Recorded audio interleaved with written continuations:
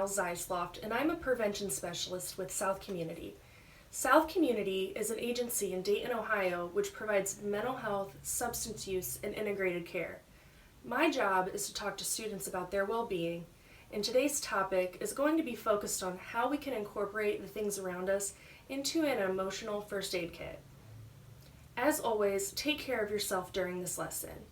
Talking about topics surrounding mental health can be difficult for some students. Let's make this a safe space for everyone here, and be sure to reach out if you or someone you know needs support.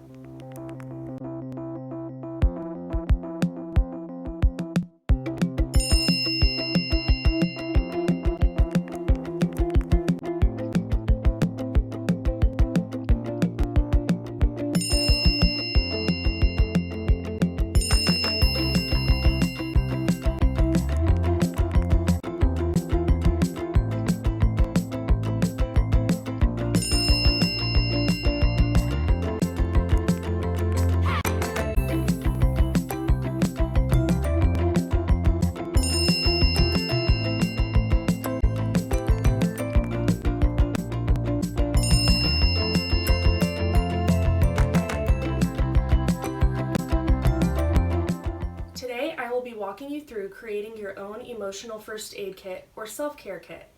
The idea is to keep these customized resources with you at all times so you have a go-to prepared for when you are having that rough day. It's important to be aware and know what to do when we're having those moments where we feel anxious or stressed out. Go ahead and pull out the worksheet that your teacher has provided for you to take your notes on. Hold on to this as we'll be using it throughout the class. First, we're going to talk about our sense of sight. For this activity, it will be useful for you to have your cell phone, if you have one, or other ways of locating meaningful photographs. As we work through this, I want you to think about what you see on a daily basis and how it makes you feel. Are these images positive or negative? Are they helping you stay motivated, or possibly the opposite? Look through your phone and find those photos that make you smile and feel good. Things like your family, friends, past vacations, just those happy memories.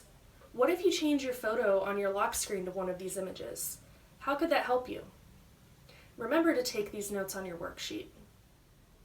I keep a picture of my kids on my lock screen because they bring me the most joy, and on my home screen I have a picture of my mother and I at my college graduation. I challenge you to change your background images and to be aware of how they make you feel each time you see them. Let's take a moment to do this now.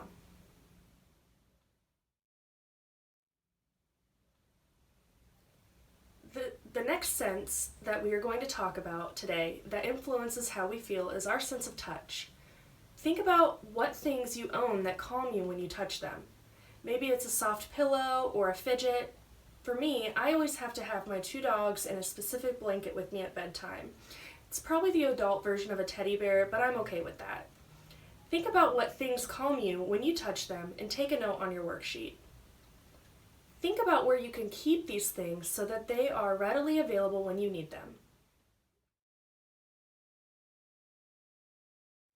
Just like the things that we see and touch, our sense of smell can also influence how we feel. Scents are powerful triggers for our brain, like the smell of fresh popped popcorn or cookies baking. What scents make you happy? What scents calm you down? For me, I love the outdoors and fresh air, flowers and fresh cut grass. It reminds me of the springtime, which is my favorite season because I love to garden. Think about the scents that make you feel good and write them down or draw a picture of them on your worksheet. What are some ways that we can keep these things accessible? For me, being a plant lady, I have them all over my house and office.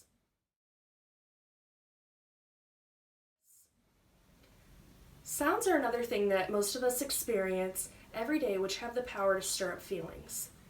Think about what your favorite sounds or playlists are and why you like them. Are there any other types of sounds that bring back good memories? Some examples might be the crickets in the summertime or roaring fans at your favorite sporting event. Some people sleep with a fan on at night because it lulls them to sleep and drowns out other noises. I like to use an app on my phone which has different soundscapes for whatever I'm doing.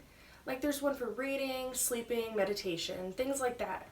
These sounds really help me block out other mental or literal noise around me, and helps me stay mindful and present in what I'm doing right at that moment. Think about the sounds that make you feel good and write them down, or better yet, take a few minutes to load some feel-good songs onto your phone or change your ringtone and notification settings to sounds that make you smile. What are some ways that you can keep this nearby?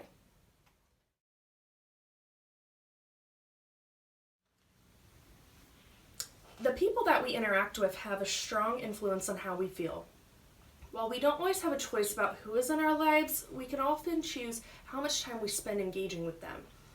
Are you surrounding yourself with negative, toxic people, or are those people who are uplifting and encouraging? Who makes you feel better when you speak to them and why? Write their names on your worksheet and the best way to contact them. You might have a different person for different circumstances, but if you're feeling like you can't think of anyone, you're not alone. A lot of people actually feel that way. But we want you to know that you have a lot of great support around you.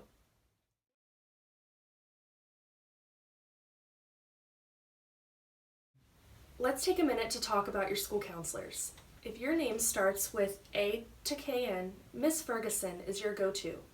And if your name starts with KO to Z, you can reach out to Miss Snyder. They are awesome resources here at Northmont Middle School and are very passionate about the work that they do in supporting each and every one of you the best way that they can. There are a lot of other options for finding help and someone to talk to. You can look up apps on a cell phone, such as the Get Help Now app that gives you lots of names, numbers, and websites in our area. I like this app because you can filter your search criteria down to location, types of service, what insurance your family carries, and so on. You may have also heard of the 741-741 number. This is known as the crisis text line. This is a resource that is staffed 24/7 and is super confidential because it's really easy to send discreet messages if you or someone you know is struggling. The responders at the crisis text line are trained to support you and to help you get the assistance that you need. So let's talk about our thoughts for a minute. Everyone has times when their brain starts feeling overwhelmed or negative. What can you do when this happens? Some people distract their thoughts by going on a walk, watching a video, listening to music, or talking to a friend. As I mentioned, I love being outside, and gardening helps me regroup. Write on your worksheet 3 positive things that help distract you and redirect your thoughts when they're not being helpful. Often, just thinking about these things that you have to be grateful for can make all the difference. Like the ability to breathe, have food to eat, and have a roof over your head. Not everybody has these.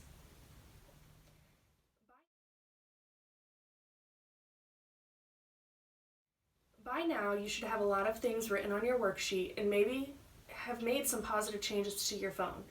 The trick is to keep this information handy so that when those things come up or you're feeling down, you can use this to bring your thoughts back to a better place. Everyone feels sad, frustrated, or disappointed at times, and that's okay. But if it gets to be too much, know that you're never really alone. Help is just a phone call or a text away. Mindfulness is the ability for us to be completely present, meaning totally aware of where we are, what we're doing, and how we're feeling. If you've ever gone through part of your day on autopilot, behaving out of habit or not paying attention to what's going on around you, maybe dismissing or ignoring those feelings that come up, that's living without mindfulness. An example of being mindful would be if you were reading a book and you were really connecting your own feelings to the story. Why do we focus on mindfulness? Well, studies show that students who meditate before an exam perform better than students who don't. There are many benefits to using mindfulness techniques. It has been demonstrated to reduce symptoms of anxiety, stress, and depression. Mindfulness can also improve concentration. What sorts of activities can you do to practice mindfulness? Jot down your thoughts onto your worksheet.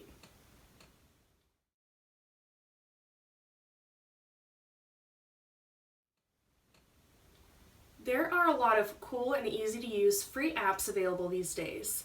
Have you ever tried any of these or maybe a different resource? Think about what you liked about it. If you haven't ever tried a self-care app, I challenge you to check something new out today. Let's take a moment to pause for reflection and revisit the notes that you took on your worksheet.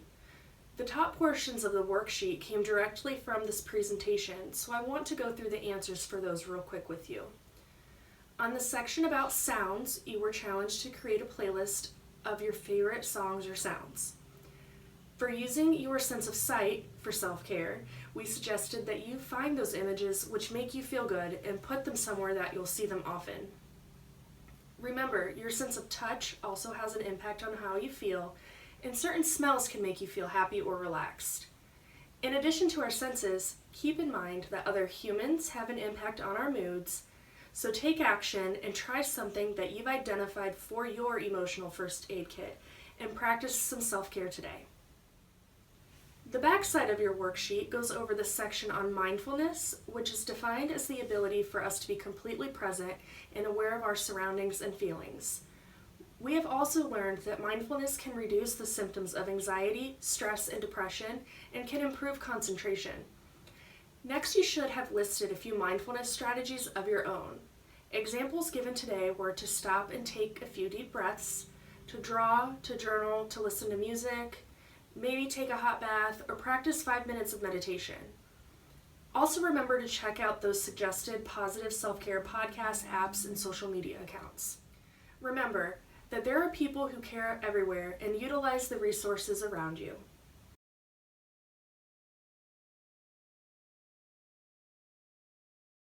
Hi guys, my name is Ashni Patel and I am a part of the Digital Wellness Committee. And today I'm going to be showing you guys how to release stress by using this simple breathing exercise. All you have to do is inhale for 4 seconds, hold for 4 seconds, and exhale for 6 seconds. You're going to inhale using your nose and exhale using your mouth. And I'm going to demonstrate that right now. So let's do this together. Ready? Inhale, hold, exhale. And that's all you have to do. Repeat this about 4 to 6 times just to relieve the stress and calm your nerves. I hope this helped.